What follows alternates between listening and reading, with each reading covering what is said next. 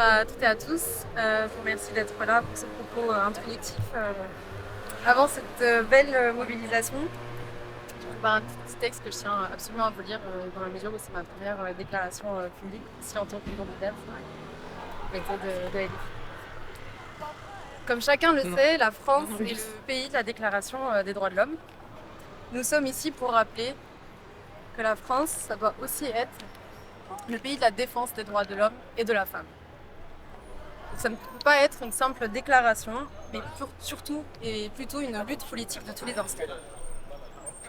Il y a quelques mois, c'est en tant que citoyenne que j'avais rejoint l'ensemble de ces mobilisations. Aujourd'hui, je me réjouis de les poursuivre aux côtés d'une famille politique, d'un mouvement politique, et celui de la France Insoumise. Mouvement qui n'a eu de cesse de rappeler la nécessité de se référer au droit international pour appeler un cessez-le-feu et pour une paix durable entre Israéliens et Palestiniens. Au fond, notre responsabilité politique sur cette lutte est la même que pour toutes les autres causes, transformer les colères en espérance. Face aux idéologies qui nous égarent et nous dressent les uns contre les autres, il est urgent d'avoir des boussoles qui nous rassemblent et nous guident. Et le droit international en est une.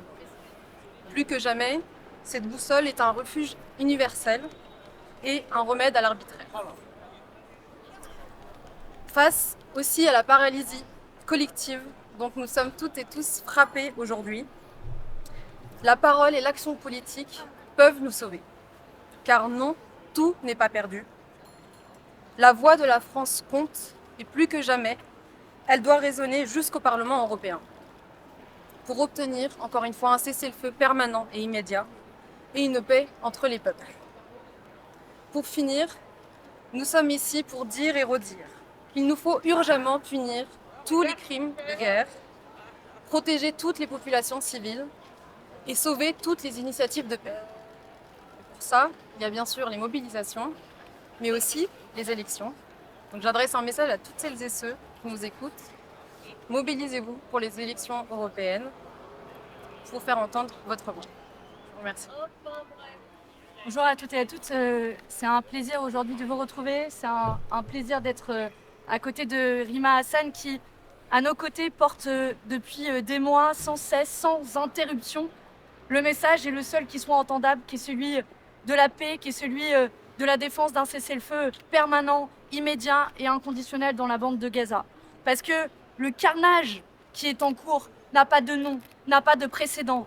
Des hommes, des femmes, des enfants meurent sous les bombes israéliennes, se font tirer dessus parce que tout simplement, ils essaient d'accéder à une aide humanitaire qui ne parvient pas. Des hommes, des enfants meurent désormais à cause de malnutrition, meurent de famine.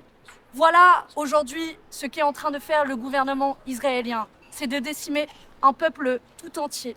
Et désormais, nous menons cette bataille encore plus fort, encore dans un collectif encore plus élargi, c'est le sens de notre mobilisation aujourd'hui, pour poursuivre la bataille que nous menons déjà depuis des mois au Parlement européen.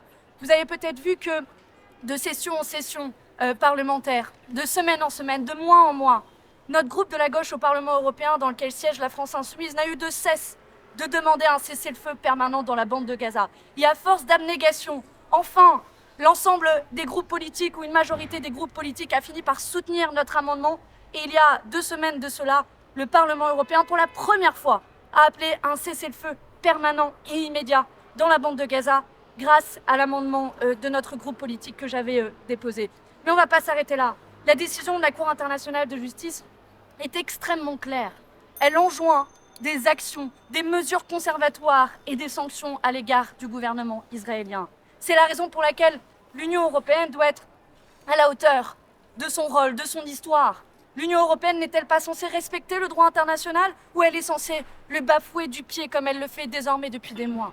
C'est pourquoi nous continuons de demander sans cesse, sans relâche, que des sanctions soient prises par l'Union européenne à l'égard du gouvernement israélien. Cela doit passer par la suspension de l'accord d'association entre l'Union européenne et Israël. Et là aussi, nous avançons parce que depuis des semaines, nous le demandons. Et enfin, Josep Borrell, le haut représentant aux affaires étrangères de l'Union européenne, pour la première fois, a appelé à étudier les clauses des droits humains liées à cet accord d'association.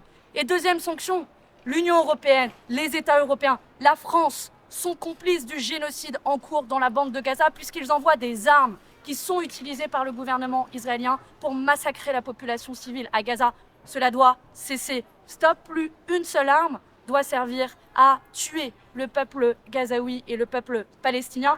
Nous allons continuer à mener ces demandes, à faire ces demandes haut et fort au Parlement européen. Et nous espérons bientôt le faire aux côtés de Rima à partir du 9 juin prochain. Si le peuple français qui, comme nous, défend la paix sans relâche, qui, comme nous, est choqué par le massacre en cours, si, comme nous, est en colère contre le gouvernement israélien, alors ce message de la paix doit aussi se traduire dans les urnes le 9 juin prochain.